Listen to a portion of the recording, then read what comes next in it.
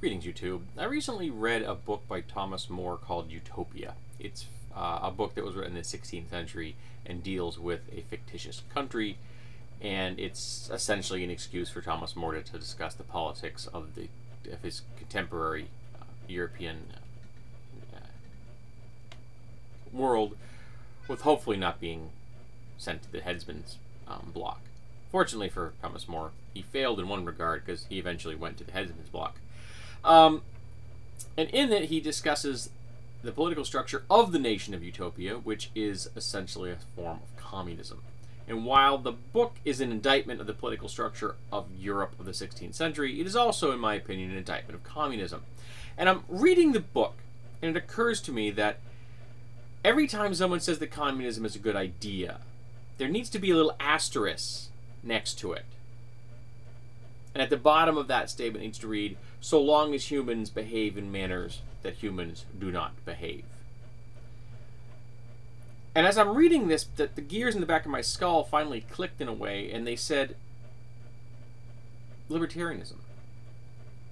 Because I was finally reminded of what it is about libertarianism that has always kind of rung familiar to me.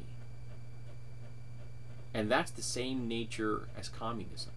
Because at the end of libertarianism, it's the best system there is possible, asterisk. It needs to be the same sentence, the same statement that concerns communism.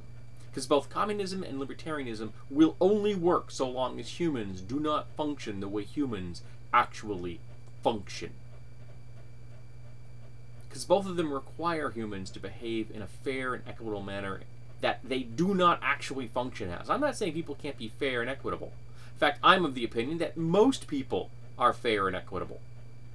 And if you look how people think our economic structure should be distributed, if you look at the economy of America and say, okay, which portions of the classes, the wealthy, the middle class, and the poor, should get which brackets from, and how much of each of our wealth, the breakdown is pretty equitable. Sure, the wealthy get more than the poor, but the breakdown is not that bad. And if reality reflected what Americans think the economic breakdown should be, we would be doing awesome. The reality, of course, is that almost all of our wealth is controlled by the 1%. And actually the 1% of 1%. The really, really wealthy people. But that doesn't reflect reality. What the Americans think it should be is not what it actually is. And the same way, so long as there are anyone in the system, is anybody in the system that isn't fair and equitable, this system will be corrupt. And both libertarianism and communism allow that corruption to behave in a way because there is no system of checks and balances. Because there are no inhibitions on what goes on. Because communism says, well, we're all equal. Of course, they aren't. Politically. Economically. And libertarianism says, well, have to let the free market reign. Which is a delusion to think that the free market is something that we can trust. Because we have centuries of data to show us that whenever the free market reigns, the wealthy rule and everyone else is a serf. We know this. It is not a mystery. Libertarianism only works in the minds of people who have no historical context, who do not understand where we've come from, whose minds seem to erase themselves when they wake up in the morning and they completely forget about the past. Only then does libertarianism seem to make sense. But if you know the historical context, if you know where we come from, and the reason things, for example, like a social safety net exist, because we know without them, people literally die in the streets. And we know, for example, that private donations of food, just food, fail miserably. Private donations cover 4% of our nation's needs, and I'm just discussing America here. 4%.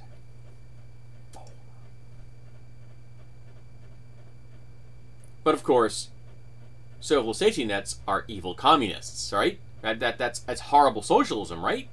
No, it's not.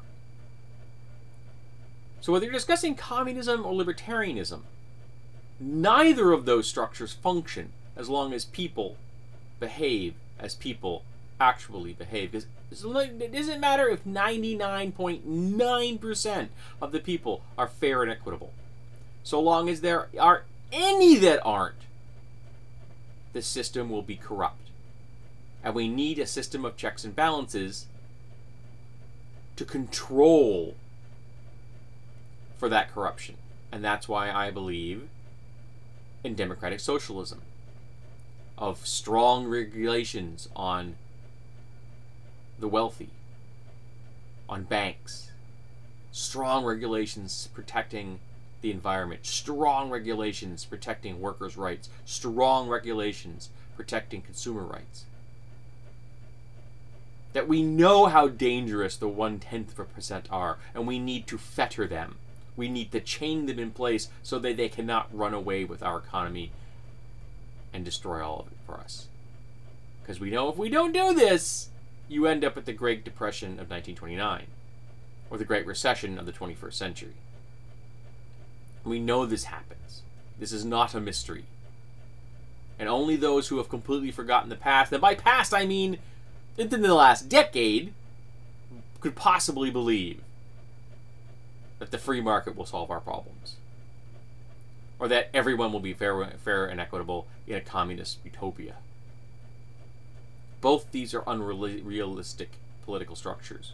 Utterly unrealistic political structures. And we need to tell those that keep bringing them up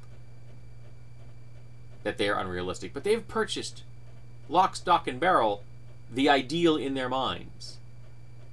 They are true believers. They have drunk deep of the flavor-aid.